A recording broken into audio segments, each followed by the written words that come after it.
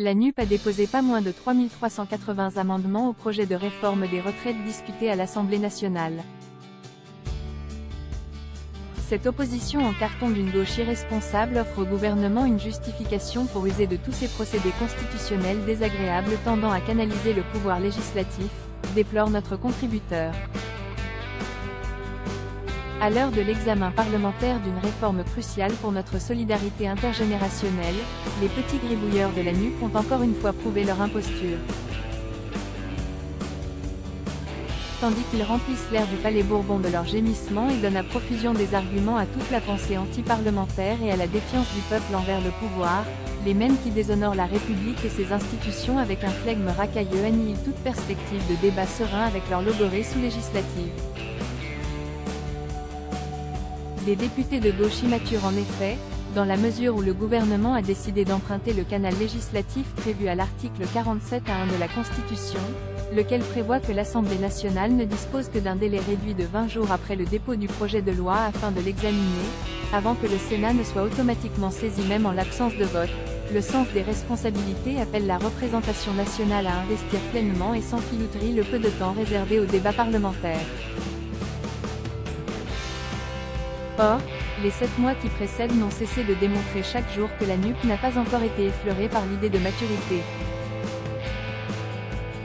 L'actualité nous offre encore une illustration probante de la vacuité de ces invétérés disciples de la chienlit. Sur un projet de loi de financement rectificatif de la sécurité sociale qui ne contient que 20 articles, la France insoumise a déposé 3380 amendements, les écologistes 1329, et les socialistes 1244. La plupart de ces amendements sont de plaisants doublons, des cavaliers législatifs, des copier-coller aussi machinaux qu'inconsistants, d'illusoires demandes de rapport, des reports d'entrée en vigueur de la réforme jusqu'à l'année 2100, et autres éléments que sait parfaitement engendrer la friponnerie des gens qui s'amusent. Dans ce cortège textuel de farces et attrapes, Madame Rousseau a déposé 337 amendements, dont près de 140 qui ne visent qu'à modifier le texte chiffre par chiffre, indice par indice, et année par année.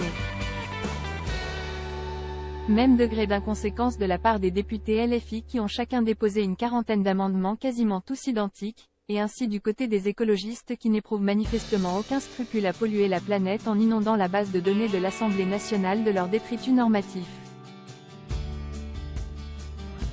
L'Assemblée en voie de zadification les seuls bons élèves de cette comédie, non pas au sens où ils n'opposent aucune résistance au projet de loi mais au sens où ils s'opposent sur le fond ou complètent le texte de façon constructive, sont le groupe gauche démocrate et républicaine, 276 amendements, les Républicains, 633 amendements, ou encore le Rassemblement national, 76 amendements. Dans un dédale d'amendements qui feront autant pleurer les électeurs que rire les étudiants en droit, se côtoient les hors-sujets et les extravagances d'élus de la nation qui ont oublié que l'obstruction parlementaire est le meilleur allié du gouvernement, et surtout la prodigieuse justification de tous ces procédés constitutionnels tendant à canaliser les pouvoirs d'un parlement qui aurait l'indécence juvénile de se prendre pour une ZAD. À lire aussi. Du même auteur causeur, tous retraités. Le dernier rêve français 64 ans, un horizon déjà largement fictif, le mystère de la baisse du chômage.